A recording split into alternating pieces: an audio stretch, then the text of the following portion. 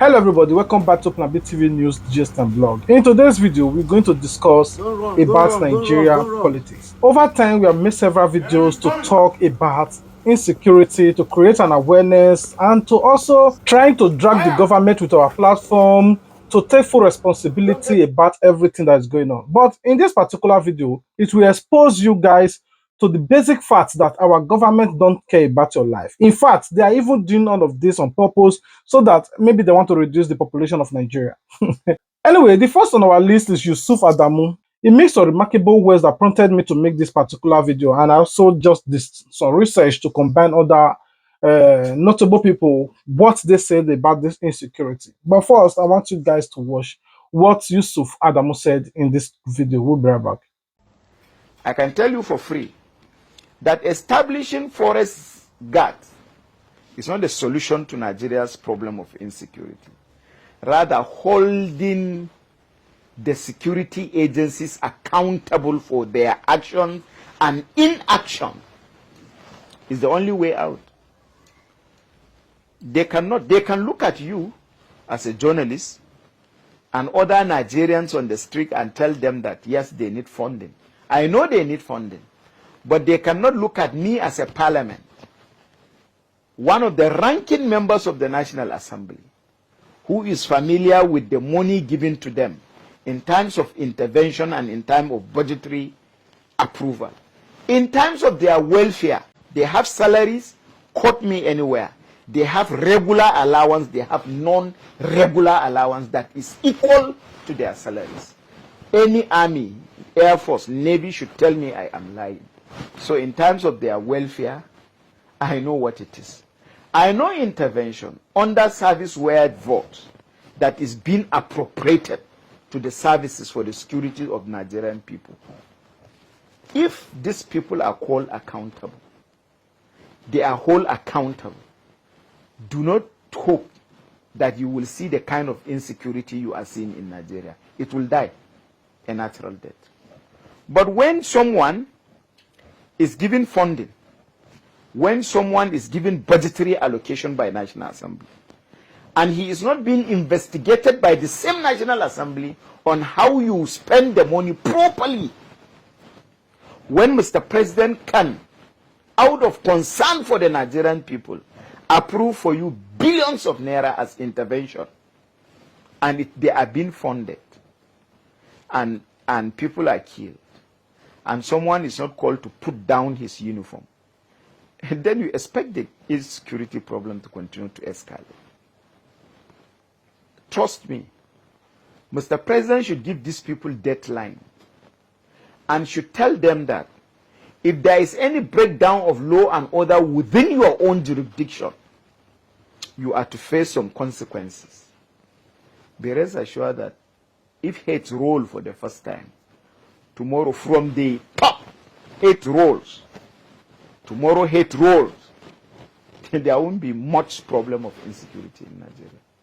So the problem is not about purification of different agencies. You have police, you have civil defense. Duplication of agencies. In other countries, police have immigration department. They don't have immigration as an agency or as a paramilitary organization. But in the case of Nigeria, you have agencies that have multiple and duplication of responsibility, who are being funded by taxpayers' money, and they are not doing their job, and nobody is holding them responsible. Now, you listen to what he said. If Nigeria are willing, the government are willing to eradicate this insecurity, like what I said before, I have said it over and over again, that we don't need to recruit over 100,000. Oh, we need 100,000. This 100,000 is just a sacrificial lamb they are going to sacrifice to this Fulani. Because the one we have already is enough to combat this insurgency, is enough to wipe out this Fulani. Because what's the name of this guy? Shagumi said that in his own, that the total number, is their grandfather, that the total number of Fulani Esme, in order to cast fear on Nigeria, that they are up to just 5,000. That he, in his own, maybe they're not up to like that, But you want to use it to hype those that Nigerian people will not go to that forest. Like they're up to 5,000, don't go there. But only the the Nigeria security that we are assigned to VIPs alone is 10,000 that they are retrieved so far. Talk more about those that are in the society that are doing their work, which means Nigeria police is up to maybe minimum 300,000 or 500,000, as the case may be. Maybe the military is almost about the same number, 500,000 or 1 million. So these people with this large number cannot combat this few number. Anyway, I want you guys to watch this particular video of Senator Ndume, what he said about all this insurgency that you guys are looking here and there. I want you guys to watch. If we can identify the bandits that have been people recklessly, you don't have to waste time to kill them. And I'm sure some of you are of that. Then you start talking about human rights. Which right? What of the right of the people that were killed? Small children, women raped by these people. And then when the Nigerian army stands up to them, and then they kill our soldiers, ambush them, put AIDs or whatever to blow them off, and then now you start asking me questions about their human rights. This is very unfortunate. I must say it. So what do you want the military to do? Not to do the fight? Not to have casualties in the course of the fight? Honestly, you are my friends, but I'm blunt. One of the major problems in this country is the press. I'm sure, I swear, you people are not helping. Instead of playing the angel, you play the devil. It doesn't help. It doesn't help us. Why don't you play the angel? We are fighting this war. I don't know whether you are from the Northwest. But you know how these people have made life. To me, if we can identify the bandits that have been killing people recklessly, you don't have to waste time to kill them. Every finger is pointing towards one direction. The government knows what to do, but they don't want to do it. That's what everybody's saying. They know that they can quench this insurgency. If the government wants to do it, it will not take them 30 days. 30 days maximum, unrest, increase the salary of the soldiers, tell them to go to the forest, do this, eradicate. That will solve it. You heard what Senator Ndume said, that if really you want to fight this, there is no need for you to arrest any of these bandits. We have been arresting them for the past 15 years, and not one of them show atom of repentance. They always go back to the forest, take information amongst the military and give to their brothers in the forest. I heard the testimony of a soldier, which I will make a separate video on how a military man by another military man simply because they were buying Fulani. We have seen several videos of soldiers being dismissed, being arrested, facing court martial simply because they buy these bandits. Why? Because recently, I think they dismissed over 5 soldiers. They said they disobey order. Why? The order was not to buy these people, but they buy them. We'll make a separate videos about that. But I want you guys to watch another video of Rufai Hussaini. When I watch this particular video, the information in this video will expose you to let you know, in addition to the video you have watched from Yusuf and Senator Ndume, what they have said will point you to one direction. The government know what to do, but they will not do it. I want you guys to watch. Let me quickly quash another lie we tell. And I've been hearing that lie a lot in the security circle. The reason why we don't want to go in there and fight these bandits and recover these people is to avoid collateral damage. It's a lie.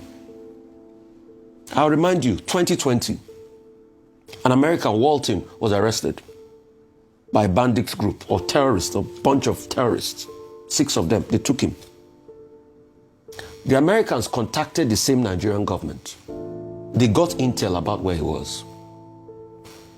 They brought in Naval SEAL into this country, conducted an operation, killed 6 of the terrorists, evacuated the man, took him to the American embassy in Niamey in Niger, from there en route to America. President Trump went on the air and bragged about it. Our own, we never see the bandits being killed in the rescue. You heard what Professor Bolaji Akinyemi said that day. When we did everything and we're ready for the Americans to be able to fight Boko Haram, all of a sudden, as regards the Chibok girls, we saw that the gas masks, terrorists were already wearing them. The gas mask they were supposed to gas. So who is doing the infiltration? And this pattern is repetitive. The question is, when next will it happen? And when it happens next, it's still going to be the same modus operandi. The government will never hear that in a rescue operation, they get these people killed. Every effort to get these people killed, they stop it. President Buhari, the first thing he did when he came into power was he stopped that agreement that the Jonathan government had with mercenaries.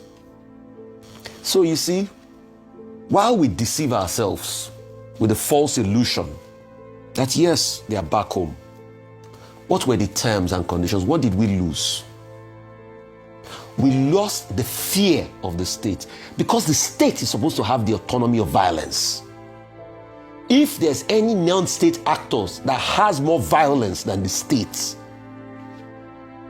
then go back to section 14, subsection 2. The protection and the security is hampered. Then what happens? The state has broken the social contract with the people. And I have a premise to call for the resignation of the president. So I think I've made that point clear. So while we celebrate, yes, but there's also shame. Egmi is coming on us gradually. Ayo, let's time travel. If we were at this point in time in the 80s when the Metisani riot happened, and you read about the prowess of a military general called Muhammadu Buhari that chased this Metisani people into Chad, that was the height of the Nigerian army. But juxtapose that with today, and if they tell you that the national security advisor of a country will be that one giving assurances to families of those that have been kidnapped that their children will come back home while they have negotiations and romance with this criminal, the first question that you will ask yourself is, what happened to the Nigerian states? The second question you will ask yourself is, are these the vestiges of a failing state? So my question today is to the security architecture, what happened to Nigeria? Are these the vestiges of a failing state? That we now go to beg to get our people rather than show military might. If you go back to the Nigerian Constitution, section 40 subsection 2, about the sole responsibility of government being to provide security for lives and property, there is something we as Nigerians do in exchange for government to do that. We surrender our sovereignty to the government in a bid for the government to protect us. So it's a social contract. If you read Jean-Jacques Rousseau, what do you do for me that will make me do something in return for you? We have surrendered our sovereignty, and we in turn expect the government to protect us. And that's why when we collect salaries and they remove payee taxes from our salaries, we are paying all of these taxes because we expect them to be able to do something in return. But when they now fail in that responsibility, then there's a failure in the social contract. And when there's a failure in the social contract, people can actually call for the resignation of the president of the country. Because there's a failure in the social contract. So, whatever it's worth, despite the fact that we can celebrate on behalf of those that have come back home, let's not forget that there's been a failure in the social contract President Tinubu promised us. So it's not amiss when people call for his resignation. And let's stop being sentimental. It's not the end of the world. If we call for President Tinubu's resignation, heaven will not fall. It's for him to double up. The second point. Yesterday we have commended the Nigerian military for the work well done. Yeah, we have to save. But Dr. Abati, I don't know if you have the facts. Maybe the president has not transmitted that letter he needs to transmit to the Senate as regards the activity in Benin Republic. No, under section 5, sub 5, he has 7 days. 7 days, okay. 7 days within which you can transmit the letter. Okay. And then the National Assembly is expected to offer its ratification within 14 days. Okay. But I've had some bathroom illiterates who do not even understand adjectival law, who cannot interpret the Constitution, saying, oh, the president can do as he wishes. No.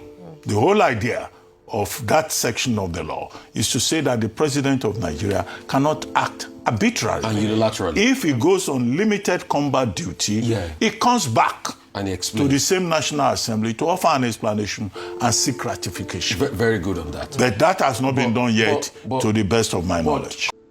But the question African leaders fail to answer is then what happens to your country after you leave? It goes back to the mentality of the medieval French king that was fond of saying, après moi, le déluge. That after I leave, everything can sink. Because that's the gulf people open up. This same Ouattara that is celebrating, elections over 2,000 people were detained, 11 people were killed. Because he wanted to get over 80% of the votes. Then you put in very watery candidates, like the likes of the wife of Gbagbo, to be able to make yourself look good. So it has just shown with these episodes, both Ivory Coast and Benin Republic, that Africa keeps hovering. And see, when you check the historical antecedent of Africa, this is how Africa has hovered. That's why since 1957, when a couple of African countries started getting independence, to about 1990, Nigeria had, Africa as a continent had well over 100 coups. So if you are to juxtapose that with the population, with the number of countries, before 1990, at least each country had 2 coups, if you were to share coups round. And it's because of this level of sectatism. So we thought in the 70s, the era of Bukasa, the era of Idi Amin Dada was over. The era of Matthew Kirikou was over. We thought the era of Arab Moe was over. But guess what? We have gotten into a new era of dictatorship. We thought Eyadema Nasingbe was over. Now Furo Eyadema has put himself there and his extended power. And this might be the challenge of Africa for the next 20 years. And that's why, despite the fact that Africa is the next frontier in terms of development and everything, the future still looks bleak as long as you have these Yahoo tenants in the seat of power. Africa will not grow when you have people like Ouattara, Talon, and other people that destroy the ethos of what democracy is going to be about. Now you have listened to the collaborations of these notable men, the TV presenters, senators, and these people, what they have said. I've listened or watched this particular video. You will not take my word, take their word. This is Senator who told you that the Nigeria government are funds. They receive allowance, they receive extra allowance, and these people, they are not held accountable. Just recently, VDM went to Adamawa State to record what happened in Adamawa. Just in the twinkle of an eye, if you watch our previous video, I said that they will come and twist the narrative. Unfortunately, they have done so. What they now said, they said it is military, not military. I say, what is the difference between military? All of them is working for government. So, either military, who are we going to hold accountable? Hold military. So, it's controlling the military. Thank God you did not say bandits or terrorists now. Military. Who are they? Can we not see them and arrest them? The government not turn their eyes like this.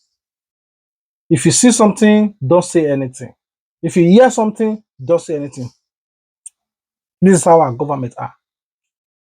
Now, what is your thought? You have listened to all this video. Do you not think that Tinubu have the balls to give the command? Because Tinubu will say one thing, the military will do another thing. Now, the Tinubu do not, for me, do not have the balls to take the responsibility of this insecurity, that, like a promise. If not, I see no reason why they will point out and say this person is responsible, this one is responsible, this one is responsible, this one is responsible, but it will do nothing. We are here, all of us are folding hands waiting for 2027 to come. Before 2027, most people become childless, some will become fatherless, some become motherless, some become widower, some become widow, some become orphan, simply because of this insecurity. All of us is folding hands, waiting for one specific year to vote out. And meanwhile, this government have also scrutinized, mind up, and strategized on how to win 2027.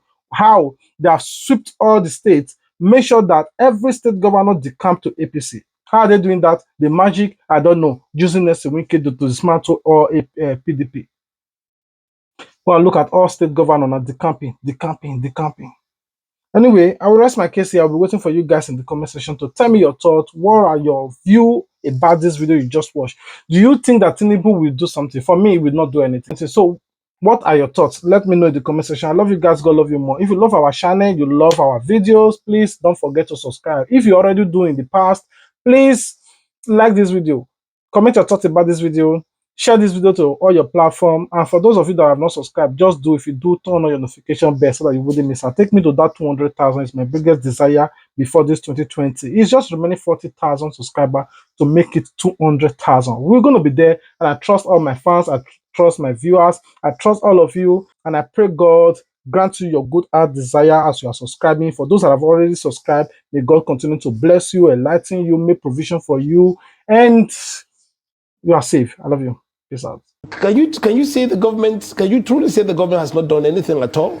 No, I think I should congratulate President Tinubu for deceiving us again. I've been in government. Throughout President Buhari's time, each time there was attack, government would say, we condemn, we were on top of the situation, we will deal. The moment the president made this statement, the terrorists become emboldened and attack more. So, what has spiked up this current attack is the statement of government that President Tinubu has said, oh, I have changed the service chiefs, we want to rejig. Oh, are these very serious statements? Do we need to know that one?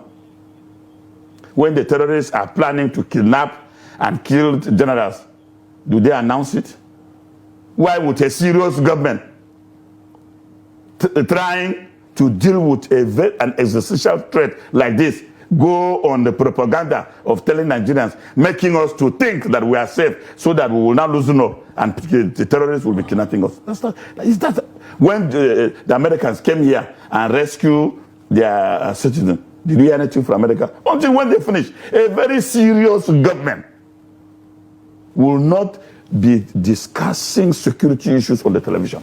So in effect, what you are saying is that, you do agree with the assertion or allegation that the terrorists are all sort of like testing the resolve of government. Since the President Tinubu has come to say, I've given you marching orders and I'm doing this, I'm doing that, are you in effect agreeing to the fact that the terrorists are testing the resolve of the government? I'm vehemently disagreeing. The terrorists are not testing. The terrorists are ahead. Somebody who is ahead of you cannot test your resolve.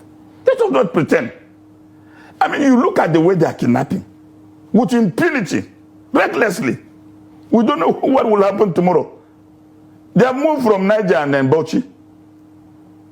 And we don't know where they will go. So is that testing of resolve? No.